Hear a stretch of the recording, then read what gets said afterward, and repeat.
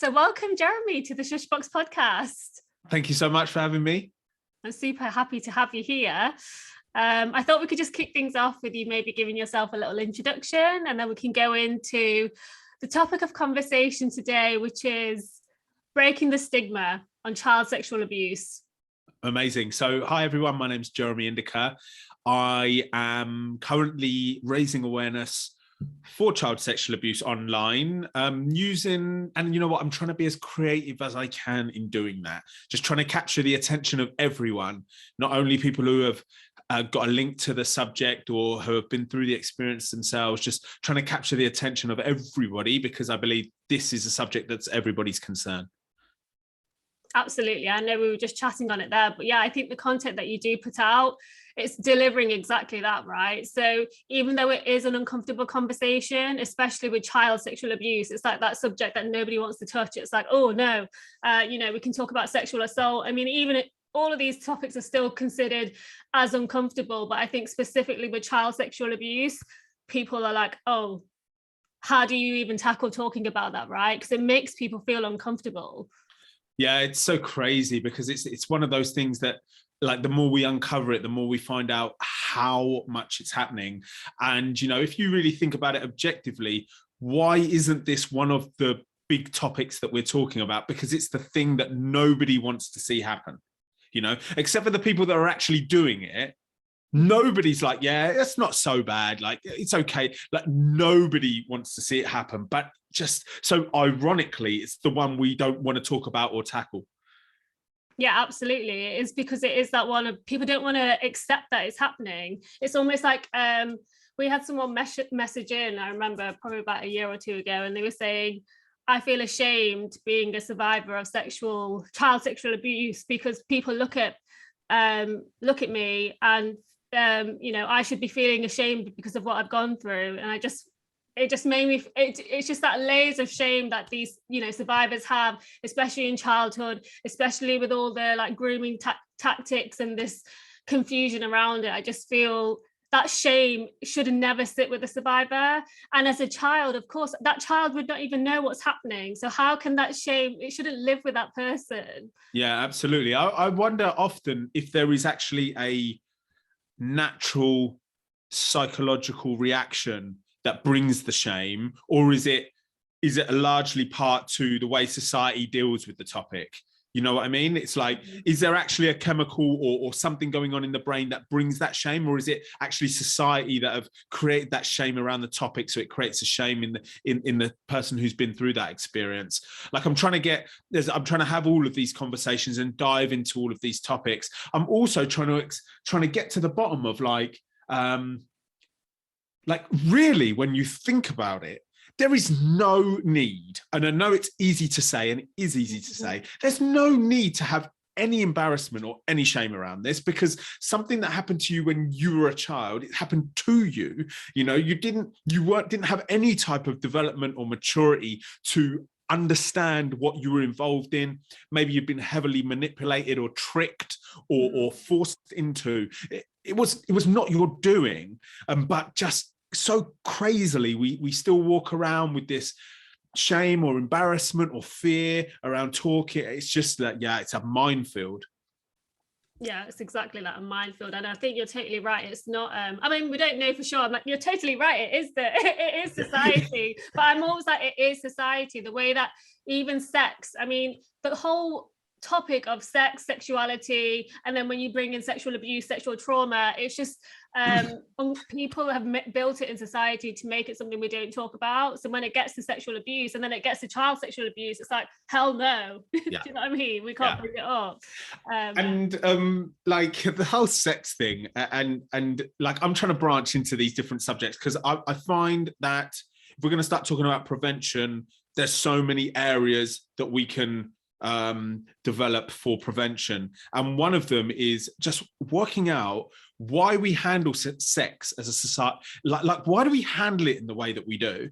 You know, the thing that everybody, you know, nearly everybody desires it. Everybody's going to do it at some time. A lot of your decisions, especially in your single days, are driven for that. Like, it's just like it's it's something that is in all of our lives, but it's something that we're like, oh my God, don't talk about, it's like it's so weird. It's so weird. It's like if there were aliens, right? If there are aliens and they were to come and look at us behave around this thing that we all do, and it's the reason why we're all here. No one got here without that, right? No one got here without that, right? But it's just a thing that is like so hush hush. We are weird creatures sometimes. Yeah, I mean, you're literally speaking my language here. So when Shushbox started, we were actually a sex positive platform. So 2-3 years ago, it started off as a sex positive platform because I was like very like sexually empowered. We should be talking about these things. It's natural. It's exactly that. Like, everybody's doing it. Why is it so hush hush? And then as I went on my healing journey, it kind of like uncovered some layers of myself, my own trauma. And then I was like, wait, let's talk about sexual trauma and link that to sex, because what about those people? Yeah, okay, it's great to be sexually empowered, but what about the people who've experienced sexual trauma? They deserve to be sexually empowered too. They're totally left out of the conversation. They're there in this little bubble, almost like trying to get out of the trauma. So that's why we started what we were doing. So I do like to talk about sex sometimes, because I think it's relevant. You just pointed it out there. It's so crazy. And then, we could branch into all different areas with this word sex, because then I start to think about, what about the people that are doing wrong in sex or committing sexual crimes? And there's a whole array of those people.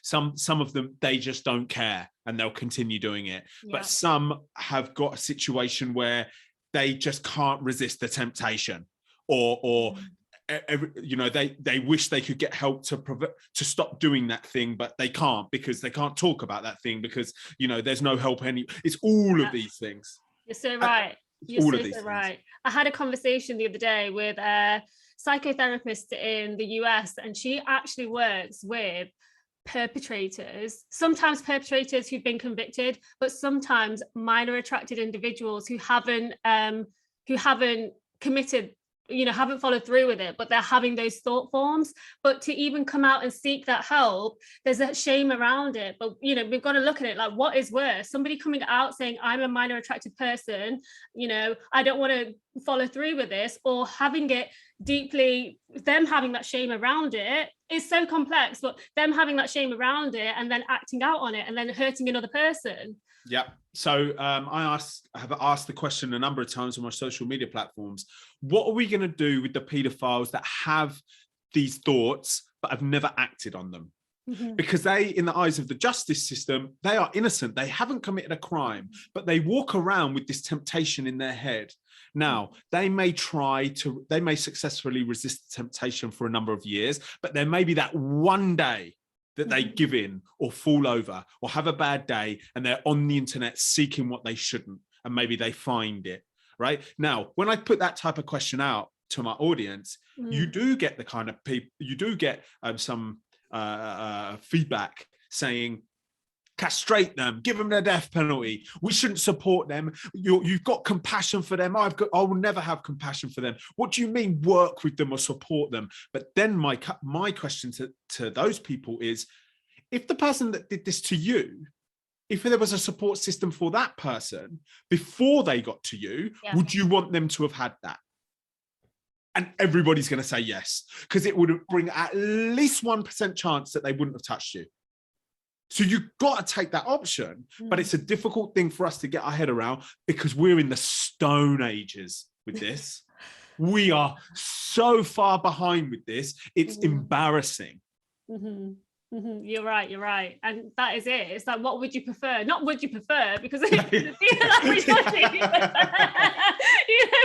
mean? But it's like preventative measures, right? Yeah. So we should be looking at preventative measures rather than looking at the healing after, the recovery after. So it was and something that came up in that conversation was, there is this saying of hurt people.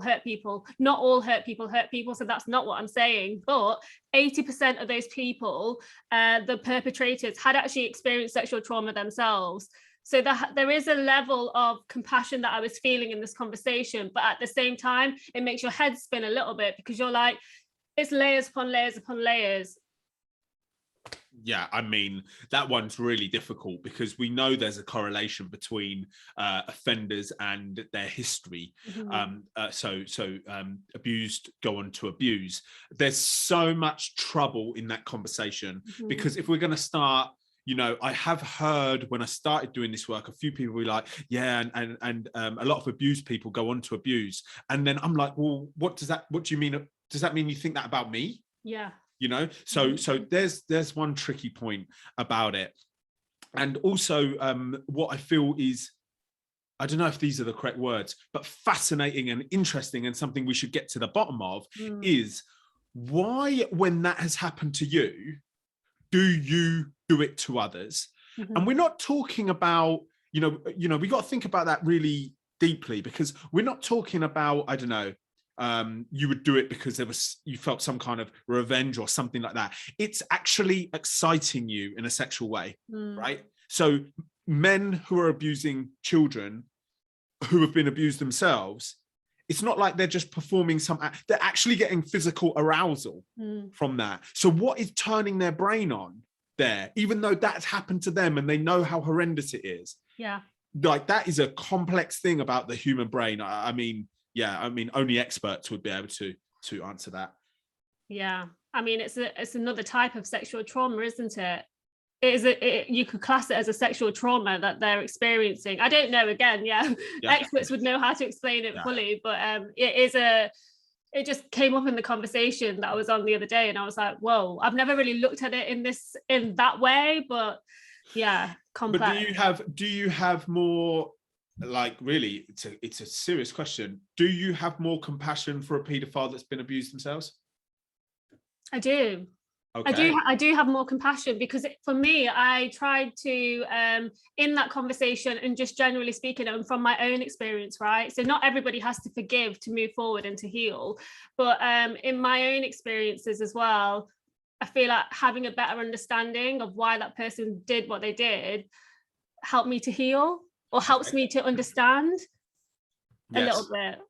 So maybe we could have compassion if we knew that the people that did this to us as children were abused themselves as children. We could feel a bit more compassion to them. I'm wondering whether, if you take the person, not the person that did this to you, but another person who's hurt another child, could we then have compassion if we knew that person had been abused themselves? I'm not sure. I feel like we still need to, you can't, because it's not your journey, that's not your situation. You know, but I mean, we do still have to hold people accountable and say, you know when something is wrong. I would love to see TV adverts on sexual crimes.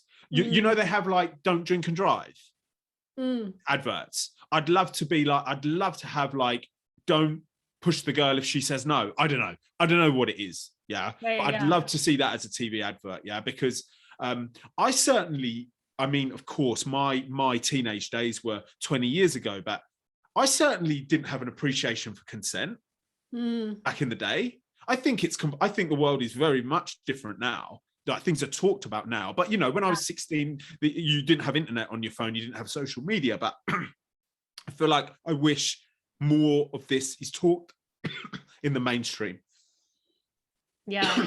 Because look at even this, I mean, we've gone off what we even said we were going to talk about, but even this, that when you start talking about it, you start thinking about it, and then we're having the conversation, we're holding the space for this conversation to exist, right? If not, it's hard to digest, or it's hard to like express or understand some of these things that are happening. They're happening. So, the more conversations people have about them, the more light is getting shone on the whole situation. Because what people, I don't know if they do realize or don't want to realize, but this is actually happening. It's happening a lot more than you think. And especially in child sexual abuse cases, it is happening. Yeah. And I'm trying to also communicate, like, if you don't, Like for the people who are like, oh, it never happened to in my family, or it doesn't happen around in my community. I'm trying also to talk about, like, to give people a bit of hindsight. Like, if you don't want to have the conversation with your children about the simple things, like where the private areas are on their body, and what to do if anybody touches you there, and what to do if anybody asks you to touch them there.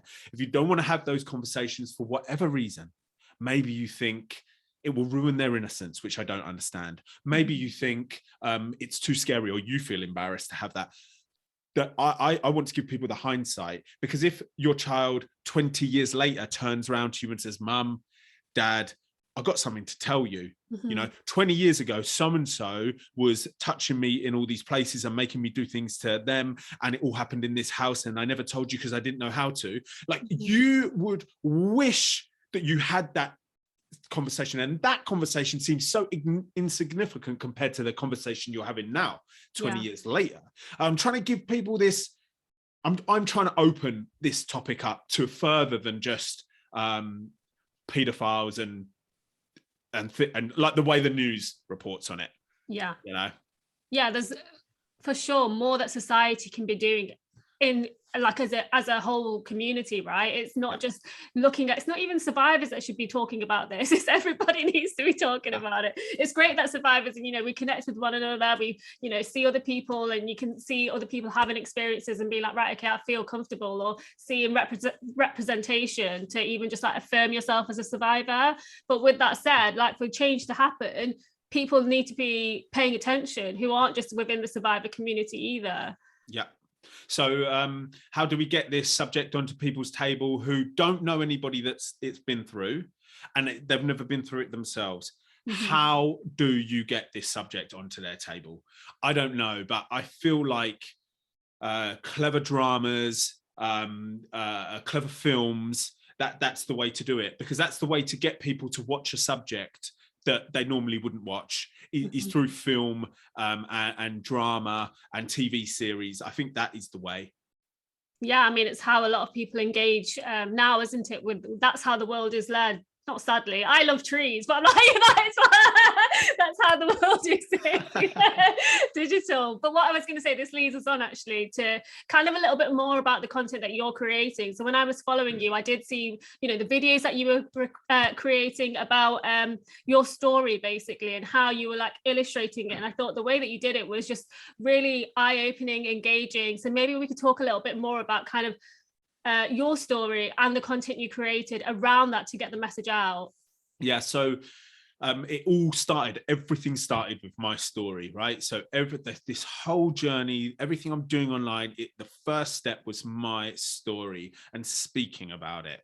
So I spoke about it to friends first, and then I spoke about it to more people, then I took it public. And the story that I was finally started speaking out loud was me as an 8-year-old boy. A 25-year-old man got hold of me, manipulated me, tricked me, influenced me into doing sexual things with him. And the grooming process, he conducted it absolutely successfully. He made me think that what we were doing was something that I needed. He made me think that something we were doing was like kind of unique for our friendship, and that like we mustn't tell anybody. And I was in for it. You know, the kissing was nice, the touching was nice, the cuddling was nice.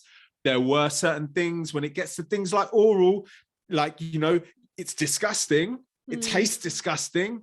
But at the time, you are 8 years old. You don't know how to deal with something that, you know, you don't know. I had no tools and no knowledge to distinguish that it was incorrect. I just felt uncomfortable in certain moments. His beard would scratch me and stuff, you know, made me feel. But if I had the tools and the knowledge, that would have been different. That's one of my big things that I talk about. The abuse lasted for 2 years, and then he moved away. And then it just stopped. And then I just went back to the kid that I was. In fact, I'd never actually changed outside of the episodes of abuse. You know, he was a close family member, so he had access to me coming around the house. And it's just so fascinating. I know a lot of people's reaction will be, oh my God, I can't believe the parents didn't notice. And then I'm like, but you everybody has people come in their house, Yeah. right, that are unsuspecting. So we need to talk about all these different areas. We really need to talk about all these different areas. So yeah, I mean, I grew into a young boy, lots of friends, doing well at school, very social, very outgoing, extremely confident as a young man. I grew into a young man. I did well at school, as I said. I got an apprenticeship as an aerospace engineer. They pushed me. It was a fantastic company in Cambridge. They pushed me. I was learning. I started designing aircraft parts. I started working all around the world. I got into the supercar industry. I started working at McLaren, which is like a high-profile car manufacturer. And then when I was 25, everything changed. I started feeling low. I started feeling sad. I couldn't work out why. It was very out of character. And then after some time, I thought, oh my God, it's that. Because I'd never actually forgotten about it. I just didn't care about it. Like, I just didn't care that it happened. Obviously, it was only me and him that knew. But this changed everything. I spent some time with my fingers crossed that these memories would just go away, you know, because we were good, you know, 25 years old, loving life, right? What 25-year-old man wants to come out and start talking about the fact that some man got hold of him and tricked him into doing sexual things with him when he was a kid? No, not very many guys want to talk about that. But after keeping my fingers crossed for 2 years and realizing this isn't changing, it's when I spoke out for the first time. Spoke to a close friend. He gave me the perfect reaction. I felt incredible the next day.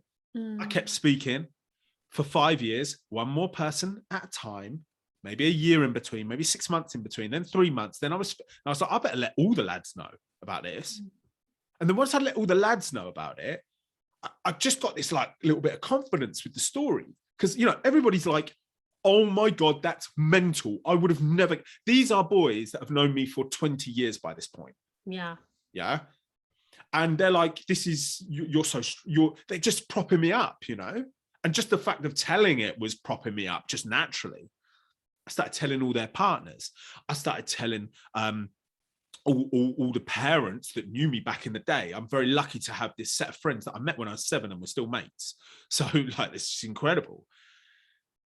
Then my engineering career, which was at its best at this point, working for McLaren, the next step was Formula One, which was my ultimate goal, to get on the design team at Formula One.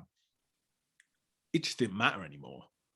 Because I'd started researching in the evenings about, I got so into what the hell happened. I started researching like paedophilia. What is it? What's causing people to do it? What's it doing to the brain? What's an adult doing who's been abused as a child? I found chat rooms of survivors all over the world, tens of thousands of survivors. And I just couldn't believe it.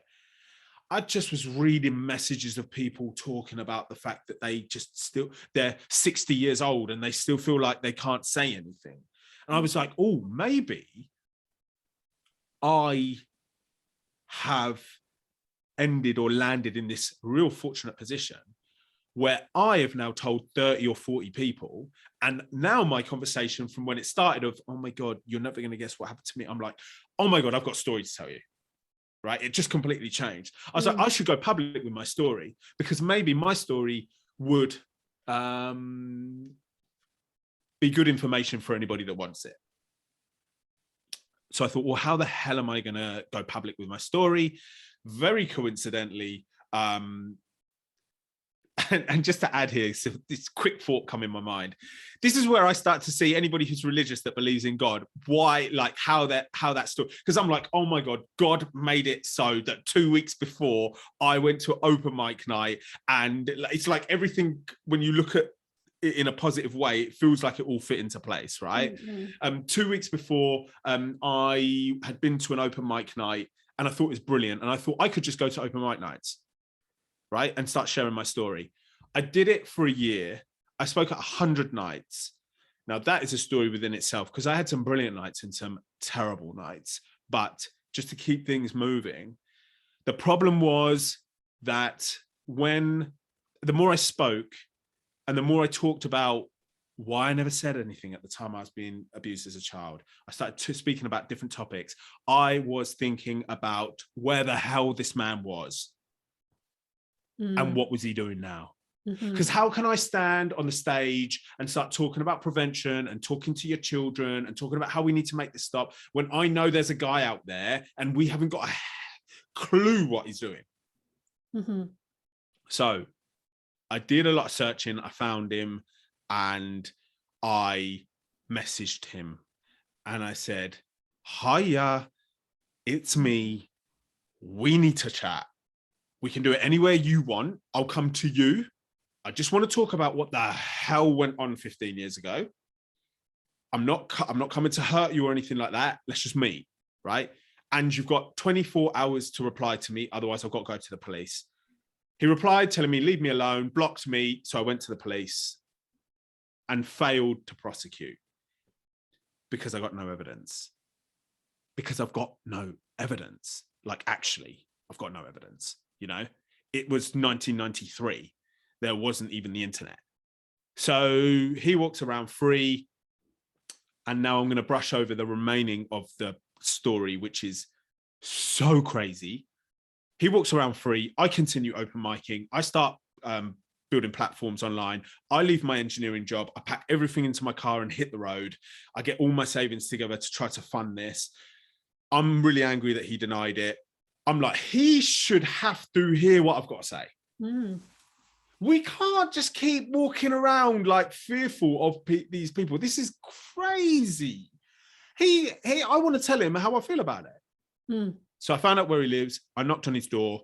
His wife called the police in the background. They turned up. They arrested me. I spent the night in a cell. He prosecuted me for stalking, harassment, and assault for pushing the door into him. I went to court 3 times. I pleaded not guilty, and I got found guilty. And now we arrived to where we are at now. That last part is super mad. Yeah, you're right. I didn't know it got to that part at the end. Oh. Like, what? That's Okay. what happened. That's what happened. That's ridiculous. So now I have a criminal record. And I'm currently working for a charity part-time, trying to get their services into schools. They're an abuse prevention charity. And they said, oh, we need a DBS check from you to work with us. And I was like, yeah, that's fine. I've never had to do a DBS check before. You don't have to do that in engineering. The DBS check arrives and the conviction's on there, which of course it is, but I didn't think it, I just hadn't thought about that. And they'd labeled it battery. And I'm like, why have you labeled it battery? I pushed the door into his chest when he slammed it in my face. And that's, I'm just going to add, that's like, you know, out of everything that's happened, what you did, it's not even, you know, the feelings you must have been feeling, right?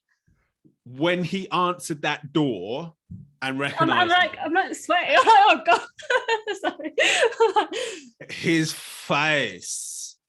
his face, seriously.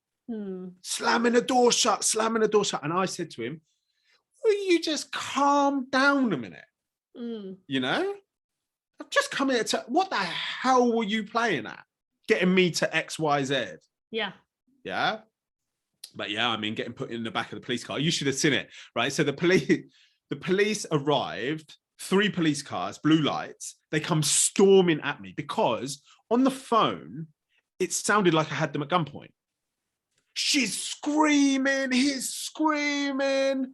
So they come at me and they say, you know, they're like ready to draw batons. And they're like, can you tell me what you're doing here? And I said, yeah. And I'm pointing at the door here. That's the man that sexually abused me when I was a child. And I've come to speak to him about it. And the whole vibe changed. Because nobody's really saying that unless that's the case. Yeah. Their vibe towards me completely changed. And then when they came over and they basically said, we're really sorry. They didn't say those words, but that's what their face said. But he wants to press charges against you. So we're going to have to arrest you. So they put my hands behind, they cuff me, and then they empty my pockets. They pull out my phone And it's on because I pressed record on my phone. Because before I knocked on the door, I thought, thankfully, I thought this could go any direction. And the last thing I want is for him to be saying stuff happened that didn't. So the police officer pulled out the phone and was like, you're recording? I was like, yeah, I recorded the whole thing. So you can use that for like evidence because, you know, I've got nothing to hide. And then, you know, that's no criminal or anybody that went there for anything violent would record it. So that's the situation. I'm on bail for another year. I cannot go to that part of England and I cannot contact him or do anything in relation with him. Otherwise, I'm in big trouble. Wow. I don't know how, yeah. I mean, I've said this so many times because I say it because it's so relevant, but it's just an annoying quote. Rape, the only crime where the victim becomes the accused. It's just so stupid. It's like, it makes me mad. I'm like, why? And this is where society has got it twisted. It's twisted. Yeah, I mean, all I wanted was to go and have a conversation with him. That's all I ever wanted. Yeah. And look, the courts found me guilty, but all the 3 judges in the magistrate court, I mean, everybody in that courtroom, me and him were there, yeah? We're standing like 10 meters away from each other in the dock being questioned. And by the end of the day, everybody in the courtroom was on my side. But you can't, you know, in the eyes of English law, you can't find out where people live in the way that I did, which I can't detail because I'm not allowed. And you can't just go around knocking on people's houses. So they have to slap me on the wrist.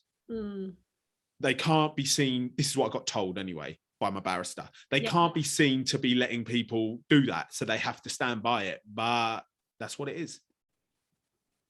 When it got to that phase, and like you were saying, a lot of people were actually on your side, you know, hearing the story and everything. How did you feel like seeing him there when it was at that point?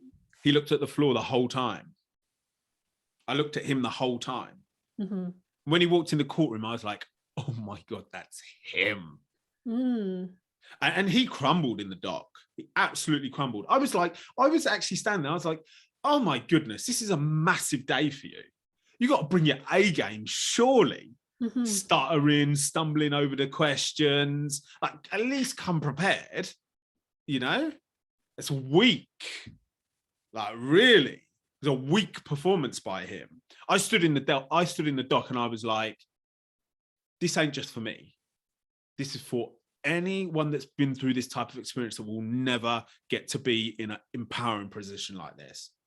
I was going to say that it must have felt empowering. I'm feeling empowered, like listening to you explain it, you know, getting all the way through it, and getting in that confrontation phase where even if, okay, you got slapped on the wrist, like you said, we understand kind of why that's happened. But, you know, that whole scenario of you getting there, seeing him, speaking your truth, and having him, you know, being the one who's looking down, who's got that language that's not, you know, who's feeling fearful. Yeah. I want to turn it into a short film. I want to turn that scene, that whole day, into like a short 10-minute film. I just haven't got the money at the minute. That's why I'm out of money, basically. So, as soon as I can build more and start to, because I'm just about keeping my head above water month to month right now. As soon as I start turning that around a little bit more, and I start to get funds for more projects, I'd love to turn that whole court day into like a mini documentary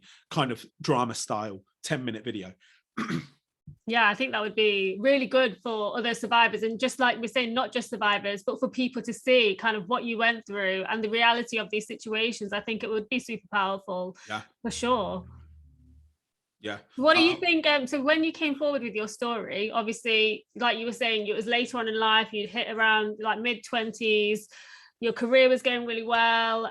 What was it that were you just like at the end of that point of feeling like you could suppress it almost? Yeah, I think I realized that trying to bat the bad feelings away wasn't working, because they were growing in strength. they eventually had me on my knees, and I couldn't back them away any longer. It was like they were growing, and I was not going anywhere. And that's when I realized that I needed to do something different. How I came up with the decision that speaking out was the next option, I do not know, because pre all of this, I had no link or interest, or I wasn't listening to podcasts on these things. I wasn't reading, I wasn't following survivor Instagram pages. So where I came up with the decision to speak out, I do not know, but thank goodness I did. Thank goodness I did. Definitely. I was going to say, with speaking out, so obviously lots of different survivors will connect with different healing modalities as part of their healing journey. Would you say for you, yours was speaking out, literally using your voice and getting that power? Yeah, I think speaking out was the correct thing for me at that time. I never advise, I stay away from, and if anybody's ever heard me advise to speak out, then I made a mistake, because I stay away from telling people to speak out, because I feel like if anybody wants to release their stories, there's a number of ways that they can do that. And it's important that people find the right one for them at that moment. And for me at that moment was speaking out. And then it turned into journaling. And now it's continuing to be journaling and talking about it in a way that when I write something about my story, I read it back and I feel proud about what I've written. Yeah, I love journaling. For me, it was really cathartic. Sometimes it's not that you're going to be sharing it with anyone. You can just be like, I remember writing about it, because I was similar to you, right? I got into my late 20s. I just suppressed all of this stuff that happened to me in my childhood, and I had a lot of toxic habits, like alcohol, drug, sex addictions, all these toxic behaviors. And I just hit a point where I was like, I can't keep going this way. And I went to therapy and started to break down some of those layers. But yeah, I remember, starting to journal. I remember writing about the thing that had happened, but I'm writing it really small. I think the first time I wrote it, I was like, empathy. Wow. I was just but I wrote it and I was like, oh shit. And then that was a start, that I probably did that before therapy, 1 or 2 years before I actually went to therapy.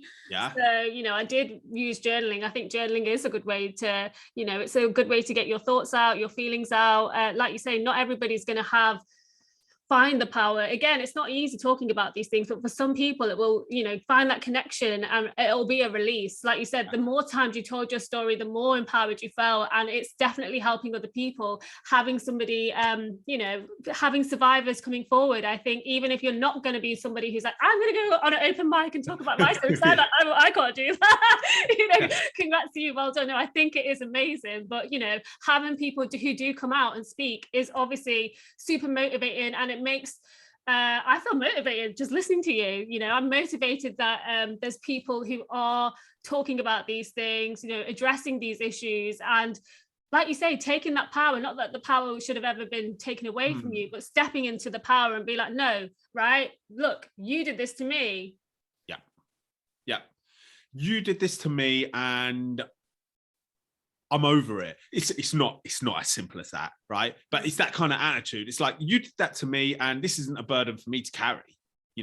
You're the one that should be carrying all these feelings of shame and embarrassment and fear. They're for you, but for some reason we got them on our back.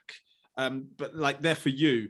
I wonder if we could probably definitely guarantee that more survivors of this type of experience are speaking out more than ever these days, because of podcasting and social media and things. It will be really interesting to see where we're at in 10 years time, because now the younger generations that are, let's say the younger generations that are now coming to terms with what happened to them when they were a child, they've got a lot of people who they can follow that are speaking out, and it's probably a really good influence for those young people, for sure. Yeah, definitely. It's times have changed. Even in the last 3 years, I feel like things have really been picking up. So it's even with TikTok. I saw that you've got your TikTok. I was like, yes, lots of views on that. Watch this, listen to it. It's like, the algorithm on there is great. I'm like, yeah, get loads of views. It's really good because you're getting them. Like you say, I feel like, is it Gen Z? Is there another generation now after Gen Z? I don't know. Sure. Who knows?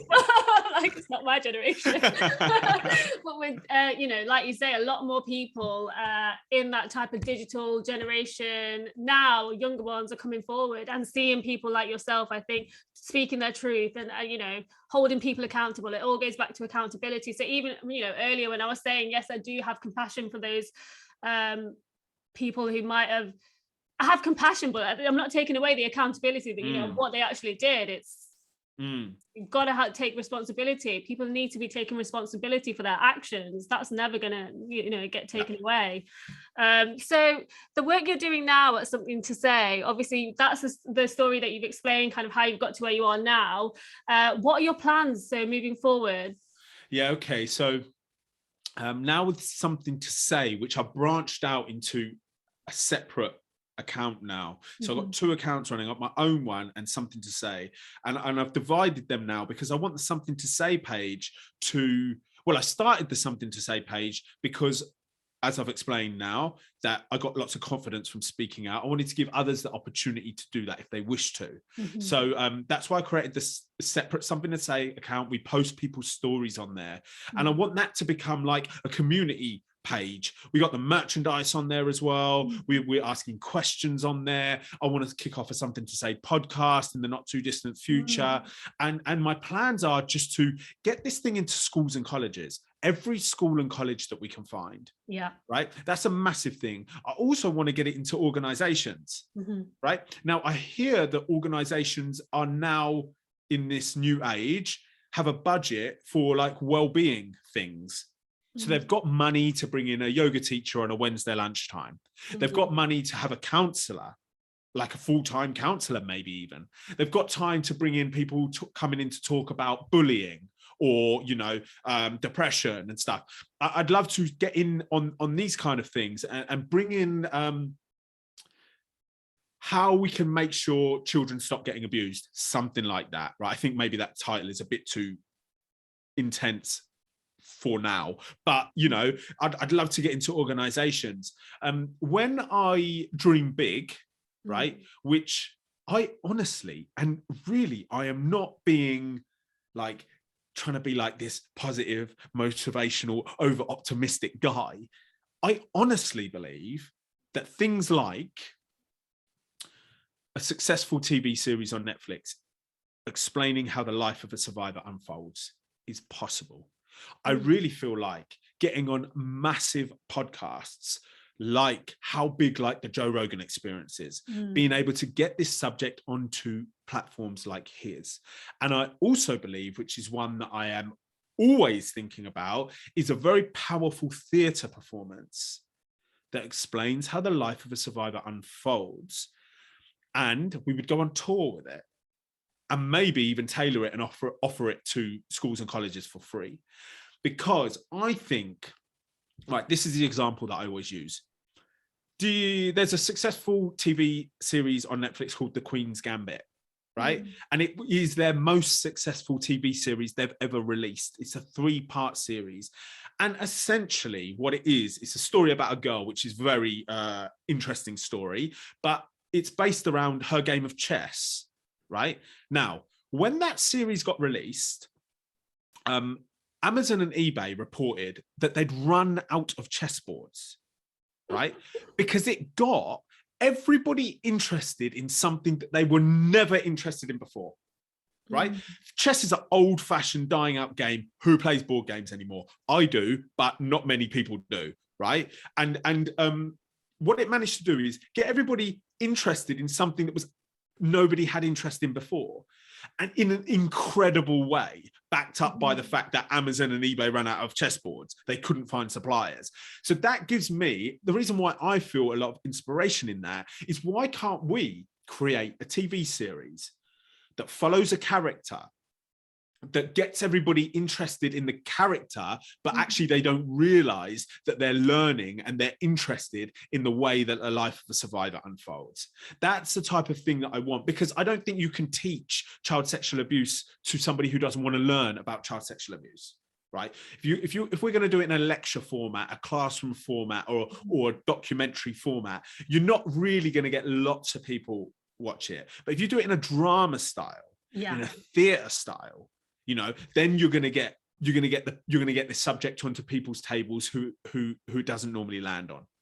And I guess it's kind of really a more authentic way of doing it, because that's reality of how it actually happens. It's not like you're sitting there and like, oh, it's going to happen to me. It unfolds in real life. So I think presenting it in that way, showing how you can be a survivor or going through these experiences, but still living like your life, right? That's exactly, it's merged together. It's happening in real life situations. So I think presenting it in that way would be, again, you'd get people in and then not hit them, but it's coming. Like you're going to see it unfolding, and some of the tactics, I guess, like grooming, the behavior, some of the things to look out for, like you're saying, you can learn with that journey. So I think that's a really clever way to do it. And I'm like, why are we not doing it, Jeremy? Yes. Why is it not happening? Why has nobody done this?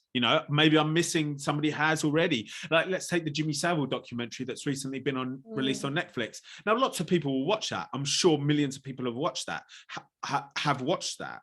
But there's going to be also quite a big percentage that are like, I don't want to watch that. You want to know the truth? I watched probably, I didn't watch it all. I watched all of the series. I was like, this is heavy. Yeah. It gets heavy. You're like, I don't want to get heavy. Like, obviously we do this work outside of it. Sometimes I think, portraying it in a way that is part of a story is not easier to digest, but it can be a bit much. I know what you mean. Like with that Jimmy Savile thing, for example, I haven't finished it. Yes.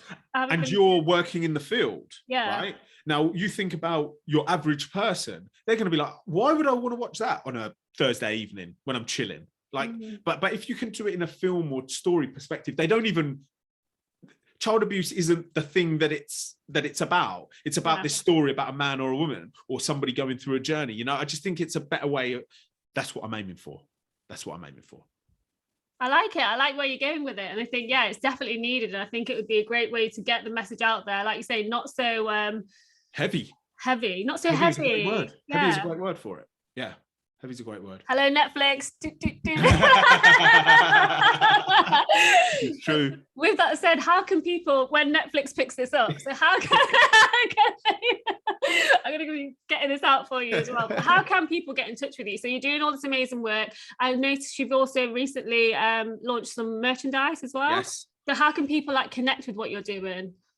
Everything can be found on my website, jeremyindika.com. Even the Something to Say platform, if anybody wants to share their story on our platform, you can find that through there. We've got merchandise running now, recently launched it, and we're really pleased with that. It's just, I had a vision to create something that people can wear that didn't say child abuse, but has a design on there that's powerful, and people can really get behind and support the movement. And also, I am working for a charity called Taupe Line Support. Go check them out. I'm running their social media, and I'm trying to get them into schools and colleges, very, very close to that. So come and follow that journey as well, because I plan to do massive things with them. And thankfully, they're funding the whole thing. So that gives me this opportunity. And I'm always releasing videos on my YouTube channel. Let me know what you think about things. Get involved in the comment section. The comment section is really interesting on some of my posts, with hearing people's different views and opinions. I'm on all the platforms. We're working very hard. There's a team of people that I'm working with on all this content, and we plan to take this subject into areas where it's never been before.